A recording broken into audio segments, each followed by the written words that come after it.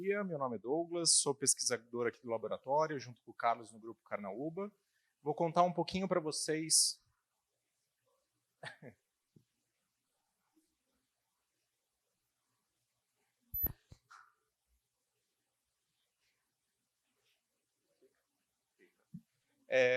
A ideia hoje é contar um pouquinho da história da vida no passado do nosso planeta e como que a gente pode usar isso para entender talvez a vida além do nosso próprio planeta.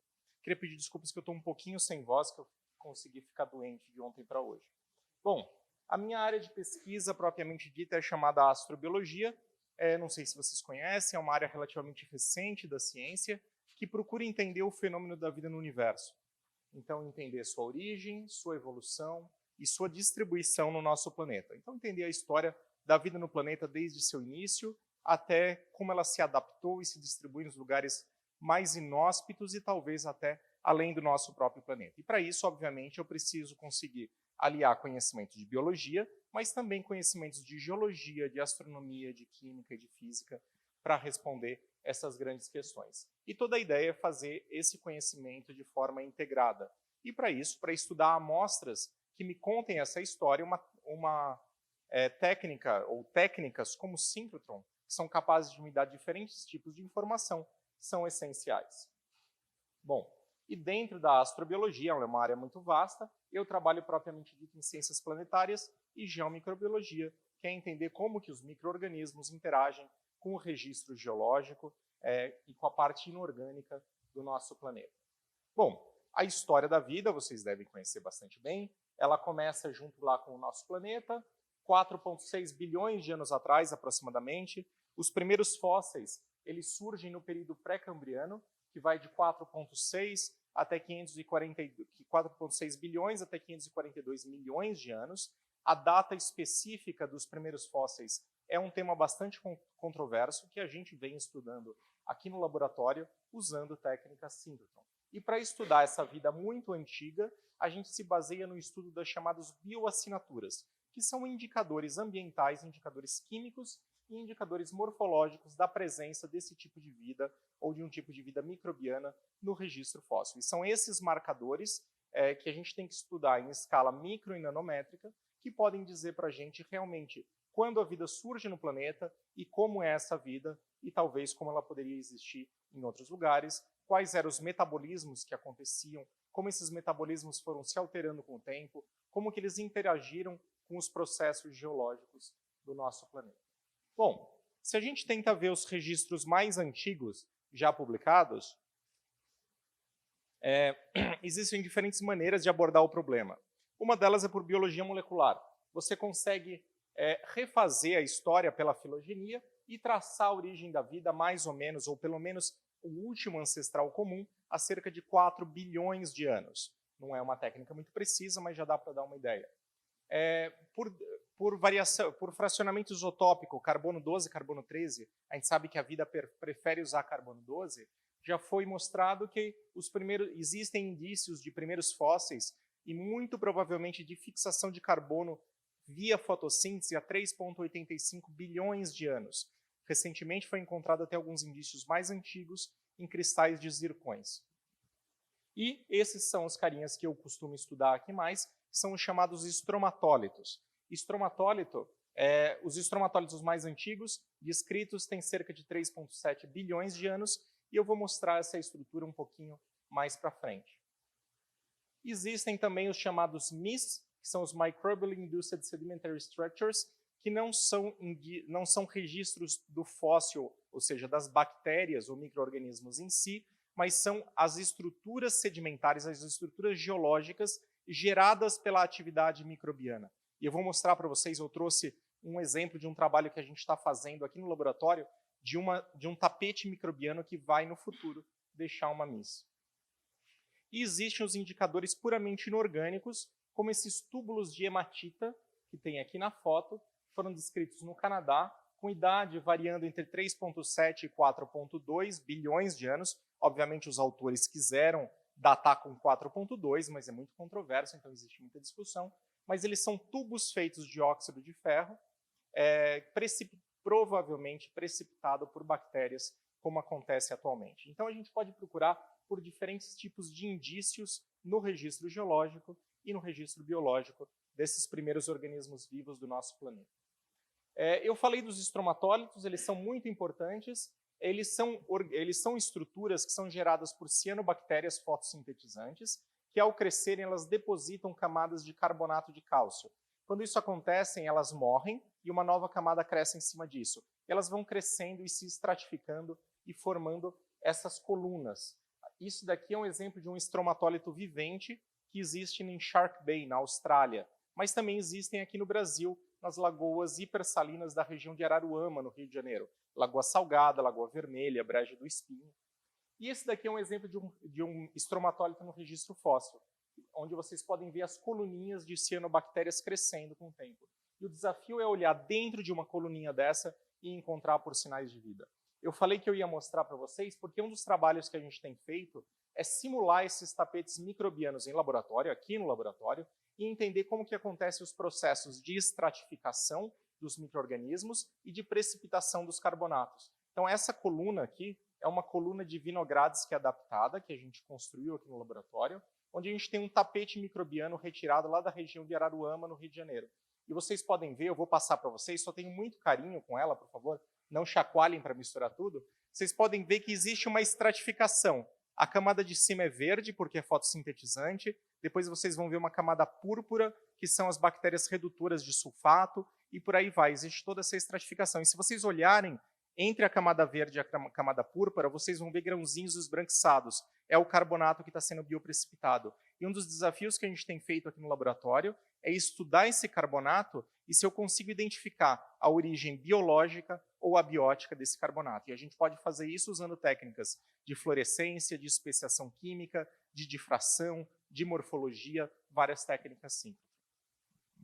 Bom, os microfósseis mais antigos do planeta, descritos até agora, são esses daqui. Esse de Apex Church, de 3,46, e esse de Streley Pool, de 3,43. Vocês podem ver que quando a gente fala de microfósseis, é uma melequinha que você encontra dentro de uma rocha. E o grande desafio é como que eu posso dizer que essa melequinha aqui é de fato de origem biológica ou não. Esse é o nosso desafio e é isso que a gente tenta responder. Existem vários critérios para dizer que aquelas melequinhas são de origem biológica ou não.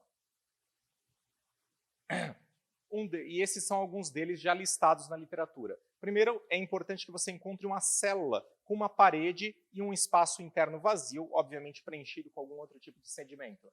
É importante que ele tenha uma composição carbonácea nessa parede.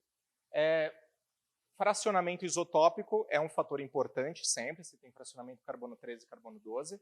É importante que a idade da estrutura seja igual à idade da rocha, ou seja, que aquilo não é uma infiltração posterior, uma contaminação, e que essa estrutura, o microfóssil, se formou ao mesmo tempo que a rocha. Tem que fazer sentido dentro daquele contexto químico, ou seja, que a preservação faz sentido dentro daquela rocha. Isso, de novo, para separar aquilo que é contaminação do que não é. E a gente precisa separar todas as possíveis origens diagenéticas, as origens geológicas, não biológicas. Porque existem vários processos geológicos que geram estruturas que parecem fósseis. Bom, o problema dessas estruturas, o problema para estudar essas estruturas, o tamanho é micrométrico, vocês podem ver aqui, 10 microns. A espessura da parede é nanométrica, então é esse tipo de estrutura que a gente tem que ver. A gente não quer destruir essas amostras, elas são amostras muito raras. A composição química dessas estruturas é de alta densidade, que dificulta muito o estudo por várias técnicas, e ela é basicamente homogênea, porque ela foi mineralizada com o tempo, então ela é quase igual à da rocha. É muito difícil separar. Por isso a gente precisa explorar diferentes técnicas físicas para entender as diferentes composições e os diferentes fenômenos e as informações ali contidas.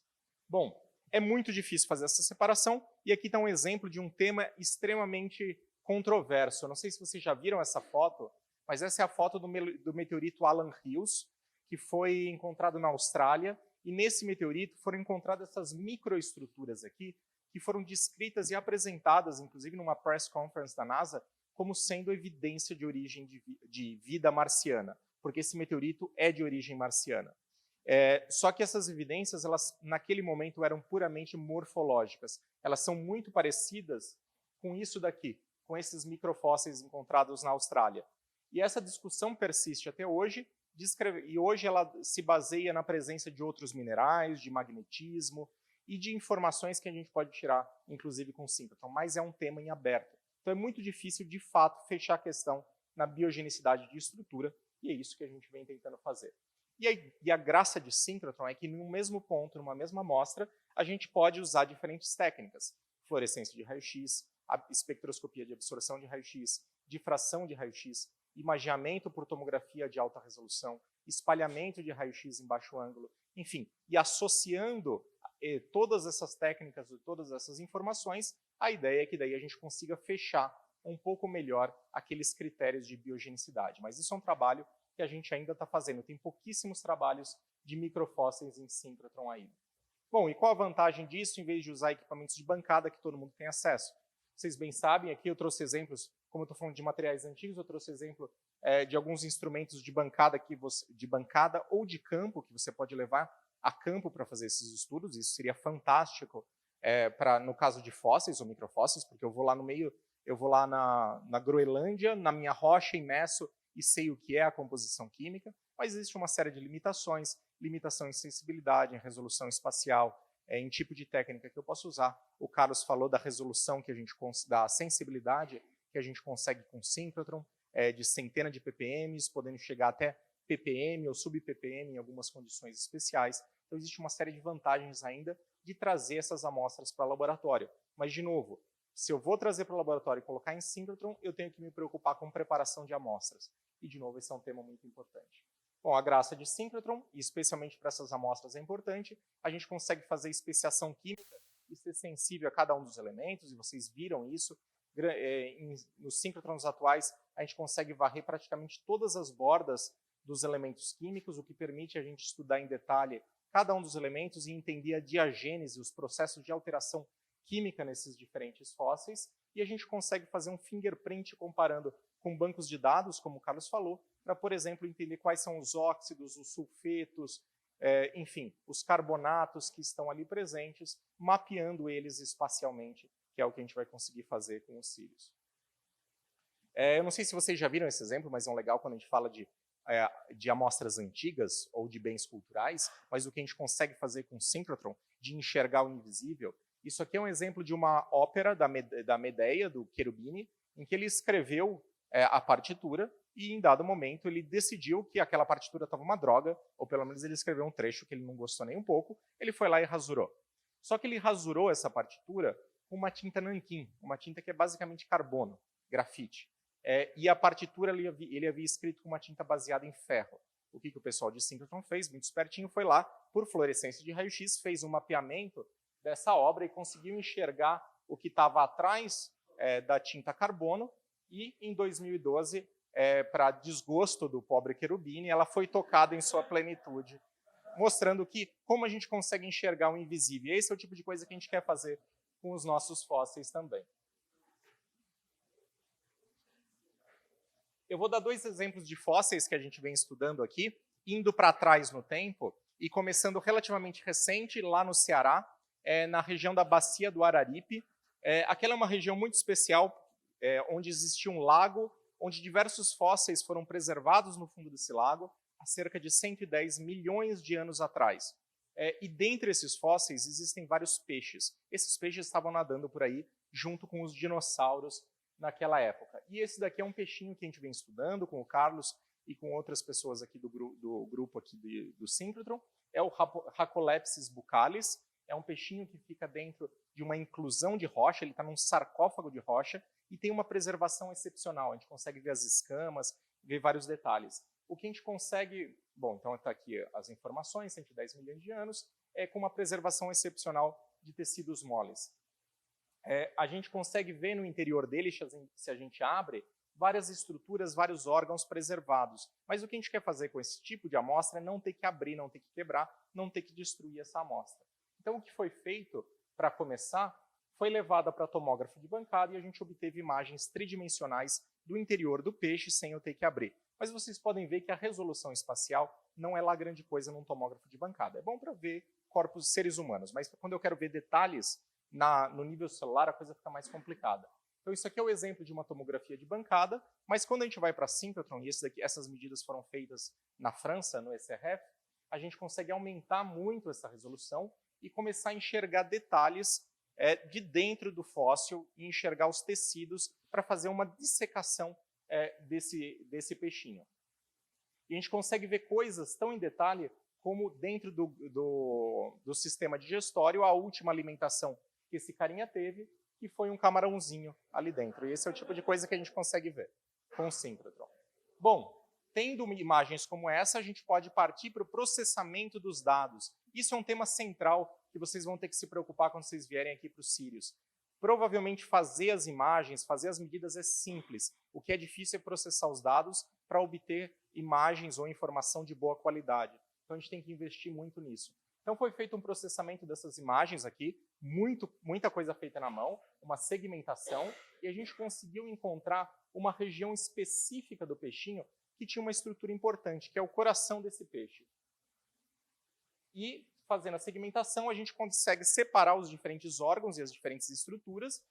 Então a gente tem o esqueleto, a gente tem o sistema digestório, a gente tem as brânquias, e ali naquele cantinho a gente tem, em cores falsas, obviamente, isso aqui é processo de segmentação, o coraçãozinho do peixe. Esse é o tipo de coisa que a gente consegue fazer sem ter que abrir, simplesmente colocando a minha rocha e fazendo a tomografia de alta resolução.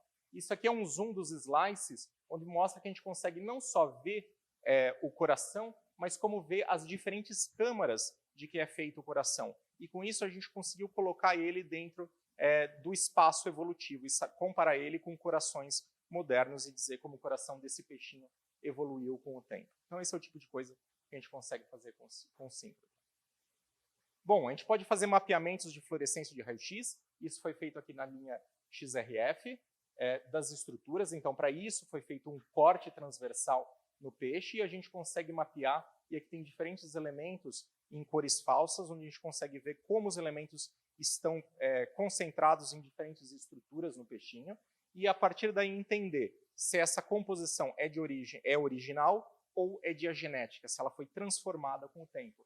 E para isso a gente pegou um pobre peixe, um peixe vivente, pobre zebra, e cortou ele também, e fez um mapeamento para entender como que esses elementos estão distribuídos. E se a gente compara, a gente pode comparar a distribuição do peixe do registro fóssil com o peixe vivente, e a gente vê, por exemplo, que o zinco que estava nos ossos, ele migra e se encontra em tecidos moles. Então existe essa hipótese de que talvez o zinco esteja atuando no processo de preservação do registro fóssil. E a gente começa a falar de processos que a gente chama de tafonômicos, de alteração e preservação de tecidos moles nos fósseis.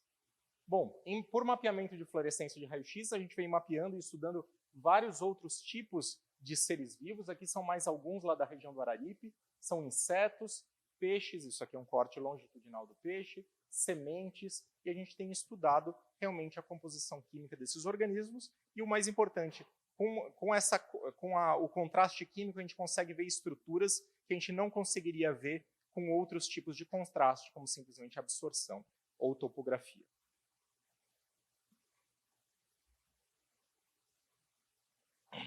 Esse aqui é só mais um exemplo de um inseto que a gente vem estudando bastante, que é um hemíptero, também em diferentes elementos. Aqui é ferro, cobre e zinco, e a gente pode ver como esses metais são traçadores da posição dos tecidos moles desses organismos extremamente bem preservados. Aqui a gente tem essa resolução de 30 microns, como o Carlos falou, mas no Sirius a gente vai conseguir dar um zoom e enxergar o interior do olhinho dele e ver como que esse olho multifacetado também está preservado usando o contraste químico. Esse é o tipo de coisa que a gente vai conseguir fazer em breve. Bom, a gente consegue fazer especiação química, isso aqui é só um exemplo de uma especiação que a gente fez. Isso daqui é um grilo, lá da região do Araripe, ele está de lado. Vocês podem ver onde o feixe de raio-x está impactando sobre a amostra, porque essa matriz rochosa aqui, que é calcita, ela é dopada com algumas terras raras, naturalmente, e ela luminesce. Então, vocês viram o seminário da Verônica, isso acontece também em amostras naturais. A gente consegue coletar o raio-x emitido e fazer espectroscopia de absorção por fluorescência, e nesse caso a gente estava estudando o fosfato de cálcio e usando a técnica de Channes para fazer quantificação da concentração do fosfato nesses diferentes elementos. Esse é o tipo de informação quantitativa que a gente consegue tirar também com o síncrotron. Então, a gente consegue fazer curvas de calibração muito boas, fazer a quantificação desse fosfato e dizer como que era o fosfato original do organismo. Mas e se eu quero ir mais para trás no passado? Existe uma área nova que está surgindo, que é chamada de paleometria, que é exatamente a aplicação de técnicas analíticas em paleontologia. E um dos nossos objetivos é usar essas técnicas analíticas para estudar os microfósseis, que são as evidências diretas da vida mais antiga do nosso planeta, e elas recontam a história da evolução da vida aqui e talvez nos ajudem a entender a evolução da vida em outros lugares. Bom, nesse approach nosso, a ideia é fazer um approach multiscala, ou seja, estudar em diferentes escalas, do milimétrico ao micrométrico e nanométrico, usando resolução comparável com as estruturas que a gente precisa, seja micro ou nano, diferentes técnicas para estudar para recuperar diferentes tipos de informação e desenvolvendo uma preparação de amostra adequada para cada uma desses approaches aí. Várias técnicas têm sido aplicadas nesse tipo de estudo. Algumas técnicas vocês podem ver que são de bancada, normais, como microscopia eletrônica, confocal laser, microrama, e algumas síncrotron, como tomografia, fluorescência, absorção e taicografia, que vocês devem ter estudado extensivamente. Então, é isso que a gente tem aplicado. Esses daqui são alguns exemplos de fósseis da formação assistência. Tem cerca de 280 milhões de anos atrás, é da época do Permiano, quando teve uma glaciação aqui no hemisfério sul, e são encontradas estruturas como essas, que são grãozinhos de pólen e estruturas esferoidais que ninguém sabe muito bem o que é. Por Raman, que é uma técnica de espectroscopia vibracional que você faz em bancada, não é Raman de raio-x nesse caso, a gente consegue comparar a composição da matriz com a estrutura, vendo que a matriz é basicamente quartzo, enquanto a estrutura tem algumas bandas específicas de hematita, então a gente consegue ver que eles estão preservados em óxido de ferro, a gente consegue fazer mapeamento por Raman também, e eu estou mostrando isso porque, pelo menos na minha visão e o que a literatura tem mostrado, hoje em dia não basta uma técnica para você fazer uma boa caracterização. Se você quer contar uma história, você precisa fazer uma caracterização completa, multitécnica. Então a gente tem usado o Raman para isso também. Então, a gente consegue fazer os mapas químicos por Raman para fazer a mineralogia. Em alguns casos, como quem trabalha com Raman, sabe que Raman é problemático por conta da luminescência. Então, ao invés de eu enxergar bandas, eu só vejo um sinal luminescente muito forte que esconde todo o sinal Raman, mas a graça é que a gente pode usar o sinal luminescente para obter informação composicional e espacial também da minha amostra. E para isso a gente usa a microscopia confocal laser, em que eu excito com laser e eu meço a luz luminescente. Nesse caso, a gente vê uma excitação no azul e no vermelho, e uma luminescência no verde e no vermelho. Então, em alguns casos, tudo luminesce igual, não tem graça nenhuma, mas em alguns casos em que a gente tem amostras preservadas em carbono, a gente vê que existe uma luminescência preferencial nas estruturas, e a gente pode, com isso, tirar as estruturas tridimensionais, porque ele é uma técnica confocal. Então, a gente consegue ver o grãozinho de pólen luminescendo e tridimensionalmente. Depois a gente pode comparar com outras técnicas. Então, várias das células que a gente encontrou no registro fóssil, a gente conseguiu obter imagens tridimensionais. A gente tentou fazer essas amostras também em microtomografia aqui na nossa linha, na linha IMX. Então, isso aqui é um pedacinho de rocha, onde dentro estão os fósseis inclusos, e a gente conseguiu ter contraste e enxergar o que existia ali dentro. E até onde a gente sabe, essas estruturas que a gente conseguiu recuperar tridimensionais são alguns dos primeiros fósseis feitos por tomografia, microfósseis feitos por tomografia de raio-x, sem necessidade de preparação, ou seja, que não tenha sido necessário dissolver a matriz rochosa. Esse é o tipo de coisa que a gente consegue fazer quando a gente tem uma técnica com alto contraste, como a tomografia baseada em síntese. Então, tem os pólens, que tem aquele formato de Mickey Mouse, tem as estruturas esferoidais, mas aqui a gente ainda não está vendo detalhes dentro das estruturas, e é isso que a gente quer fazer no futuro. A gente quer ver as organelas, o núcleo, sei lá, a espessura da membrana, a gente quer ver detalhes dessas células para saber se elas são realmente células ou não. E para isso a gente pode usar outras técnicas de melhor resolução. Essa daqui é um exemplo da taicografia, que é uma técnica de varredura, vocês devem ter visto bastante também, em que a gente consegue recuperar a fase da onda, e a gente consegue medir de forma absoluta a densidade eletrônica do material. Permite imaginar amostras relativamente extensas com resolução nanométrica. Extensas, eu estou falando da ordem de dezenas de microns. E a gente consegue fazer isso em 2D ou em 3D, dependendo da configuração da medida.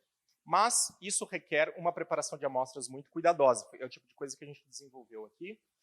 Para eu fazer essa medida, eu preciso produzir um pilarzinho de rocha com um tamanho muito pequeno, de cerca de 15 a 20 microns, para ser viável você fazer uma medida num tempo com os fluxos que existem nos síncrotrons atuais.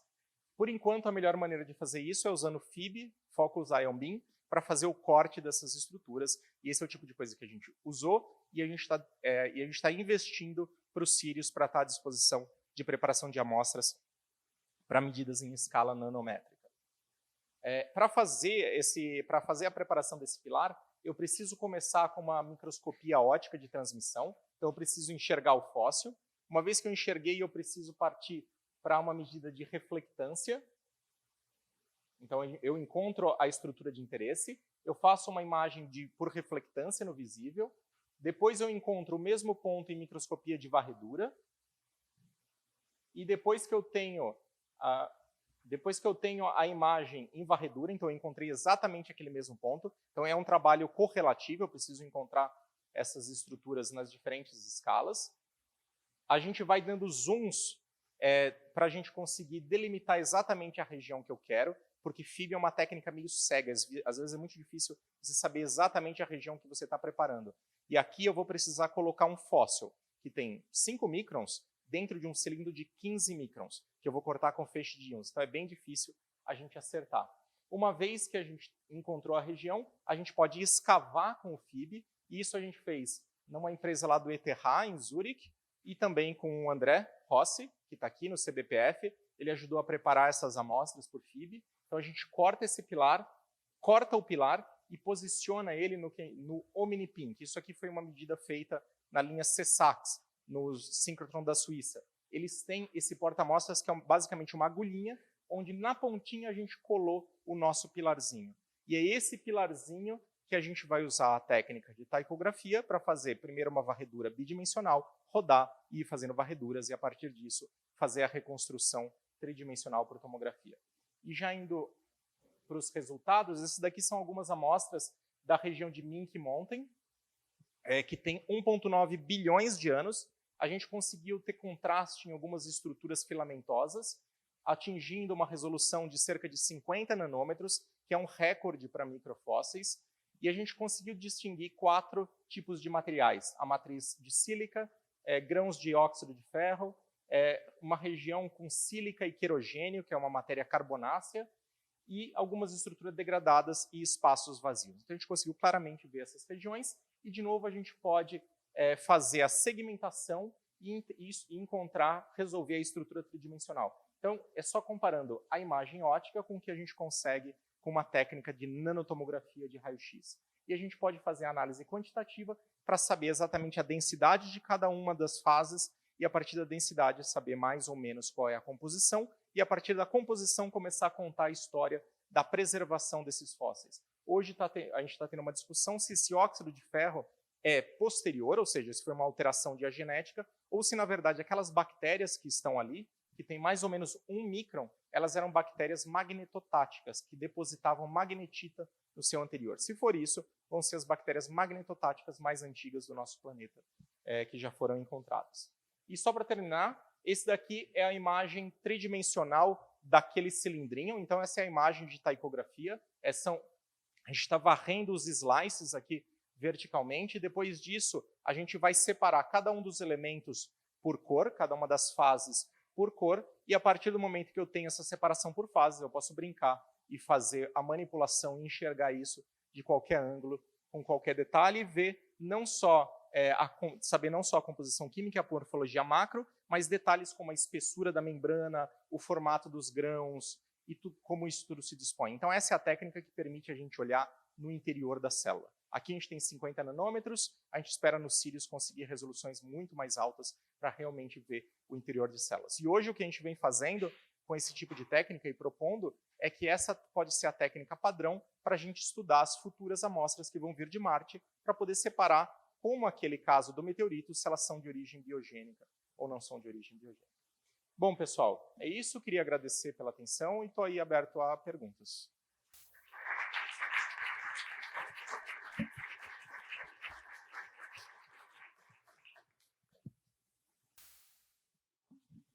Bom, pessoal, temos tempo para perguntas.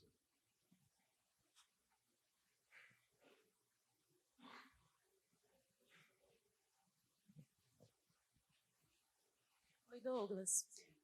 Essa amostra ela pode ser analisada várias vezes por diferentes técnicas, ou seja, o método não é destrutivo, é destrutivo? Bom, para fazer a técnica de taicografia, como eu mostrei hoje, você precisa produzir um pilar de rocha de 15 microns. Então, você vai precisar fazer um corte na sua amostra com 15 microns. O que a gente fez foi partir de uma lâmina petrográfica muito fina, de 30 microns de espessura, e a partir daí fazer um corte do pilarzinho. O pilar é preservado, você coloca ele no PIN e você pode usar depois para estudar por outras técnicas. Mas é mais ou menos destrutível, porque para fazer a técnica de FIB, você precisa fazer um recobrimento com platina. Então, você vai ter que conviver com essa contaminação por platina, inevitavelmente.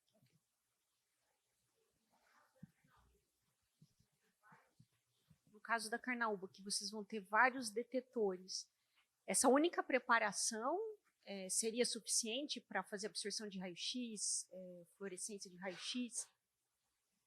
Em princípio, sim. A gente conseguiria... vocês viram a carnaúba, né? Ela é uma técnica, ela é uma linha que vai poder fazer fluorescência de raio-x, absorção de raio-x, difração e luminescência. E a gente, em princípio, pode fazer todas essas técnicas no mesmo ponto, e esse tipo de preparação é a preparação padrão que a gente poderia usar. Então, a gente poderia tirar ainda mais informação sobre esse tipo de amostra.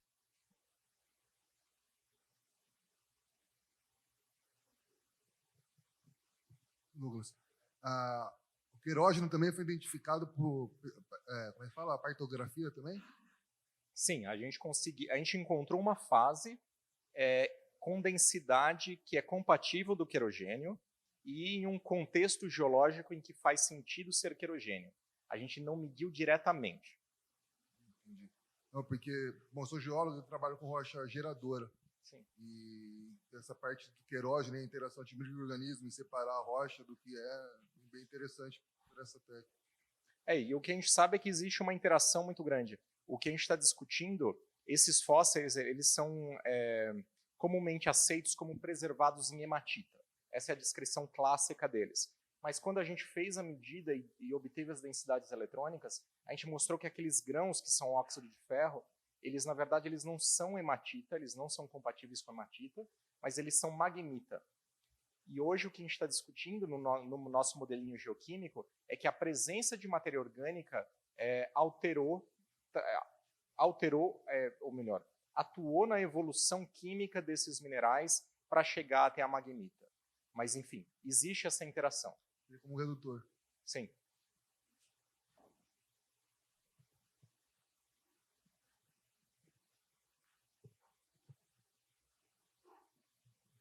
Olá, parabéns pela sua palestra, foi muito bonita, realmente, obrigado. Muito interessante. Eu trabalho com peixe e eu trabalho com uma estrutura óssea que fica dentro do ouvido que se chama otólito. Normalmente nós temos que cortar esse otólito que é muito pequeno para fazer algumas análises. Você acha que nessa metodologia a gente poderia conseguir fazer essas análises com esses otólitos inteiros?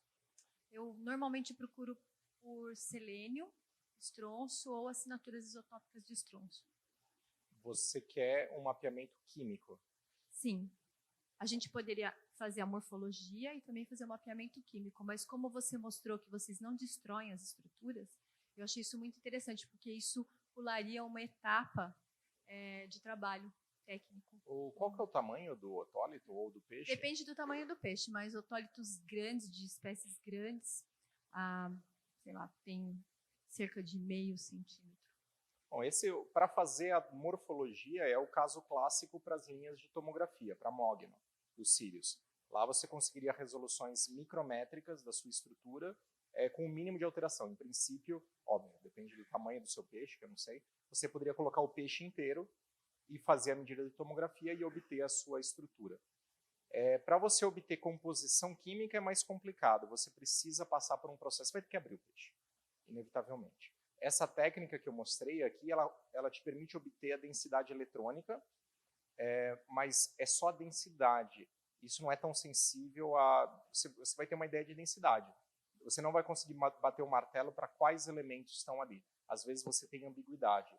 Então, a melhor maneira seria realmente fazer um corte e fazer mapeamentos por fluorescência de raio-x. Ou você, se você tem... É que ela é grande, meio... Quanto você falou? Meio milímetro? As maiores. Meio milímetro até dá para fazer a tomografia que o Carlos comentou. Então, em princípio, se você consegue isolar a estrutura, você poderia fazer uma tomografia de fluorescência de raio-x e obter um mapeamento tridimensional da distribuição elementar. Daria para fazer. Obrigada.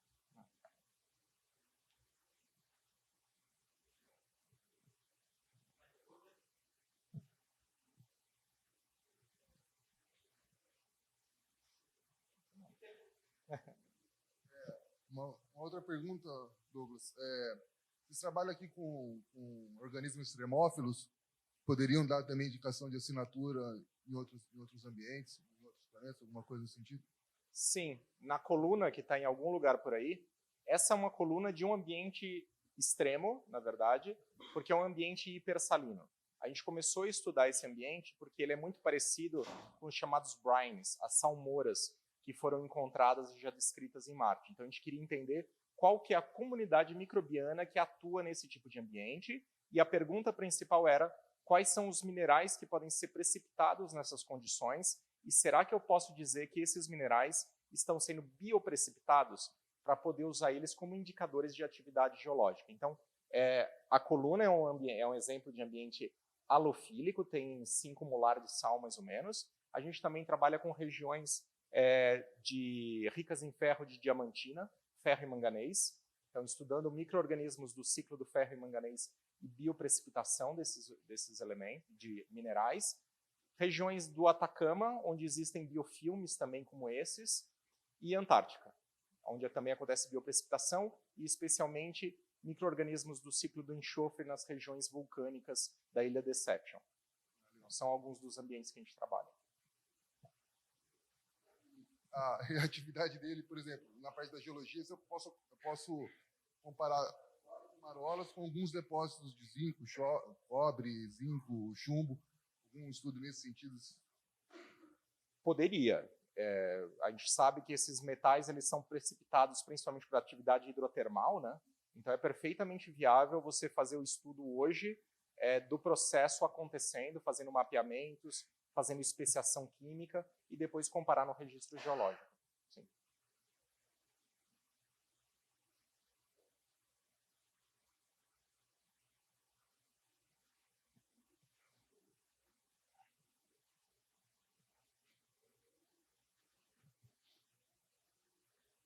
Uma pergunta. O bichinho aquele no meteorito não era um bichinho, então não... Ainda é controverso. De forma geral, na literatura, o que é aceito é que aquela estrutura é de origem diagenética, é uma estrutura formada por precipitação abiótica de minerais, que por acaso deram um formato que parece uma cianobactéria. A natureza está cheia desses pseudomorfos, é muito difícil dizer. Mas existem algumas medidas mais recentes de magnetitas que foram encontradas junto desse fóssil que parecem, ou pelo menos existe uma controvérsia, que elas poderiam ser de origem biológica. Esse é um trabalho que a gente vem desenvolvendo aqui no laboratório, no meu grupo mesmo, tentando usar diferentes técnicas de espectroscopia e difração para separar o que são magnetitas de origem biológica das magnetitas de origem abiótica. É um trabalho difícil que a gente está começando, mas parece que dá para usar algumas técnicas de difração de alta resolução para resolver o problema, parece. Talvez a gente contribua para esse problema em breve, talvez. Dá para botar o meteorito no Sirius? Vamos ver se vem. Esse é o plano, a gente já colocou vários meteoritos aqui. Já pensou o Brasil descobrir vida em Marte? Ó, bem...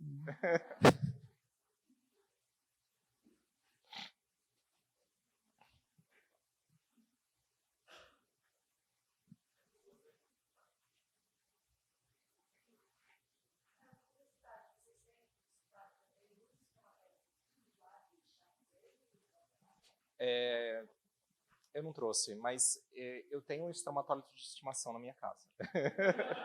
Para quem veio no Ciência Aberta conhecer o meu estromatólito, né, o trolito, ele que vive no aquário, muito simpático.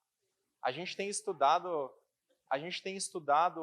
uma das coisas que a gente tem se interessado é como esses bioprecipitadores de carbonato incorporam alguns elementos traço do ambiente na sua estrutura. E se essa incorporação ela acontece de forma diferencial de uma precipitação puramente abiótica. Então a gente tem estudado os recentes, tanto os estromatólitos que formam aquelas estruturas, como esses daqui dos microbial mats, dos tapetes microbianos, para também estudar esse problema. Que também pode ser uma técnica para estudar a biogenicidade, se ele tem uma incorporação diferencial.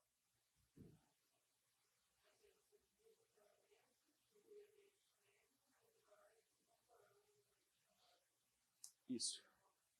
E parece que essa incorporação ela acontece, o perfil de incorporação ele parece que é diferente de um sistema biológico para um sistema abiótico de precipitação de carbonato. Estamos trabalhando nisso.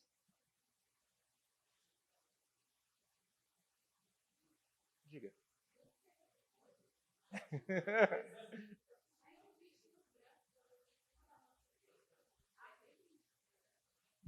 É possível. Isso é uma amostra natural da lagoa. Então existem vários organismos, crustáceos que vivem ali na região e eles se alimentam desses tapetes microbianos. Então, certamente, se você olhar com detalhe, certamente você vai encontrar alguns vermes. Quando a gente veio aqui pela primeira vez e colocou no microscópio com focal laser, a primeira coisa que a gente viu foi um verme nojento nadando ali. Eu não sou fã de vermes, cara. Mas o legal desses tapetes microbianos é que se a gente fala da Terra 2 bilhões de anos atrás, basicamente essa era a forma de vida que existia no nosso planeta. Então, nosso planeta era coberto desses tapetes microbianos. E quando a gente fala de procurar vida em outros planetas, muito provavelmente a gente está falando de procurar vida nesse formato. Pelo menos é a abordagem que eu tenho.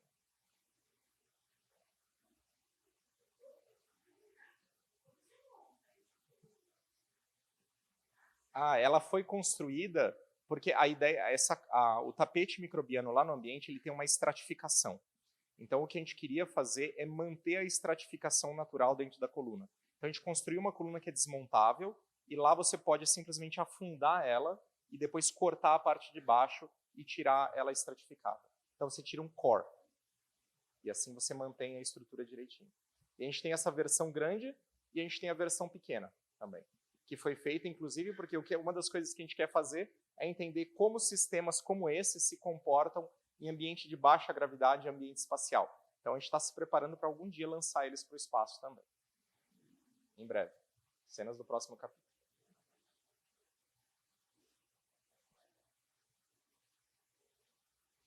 E aí, almoço?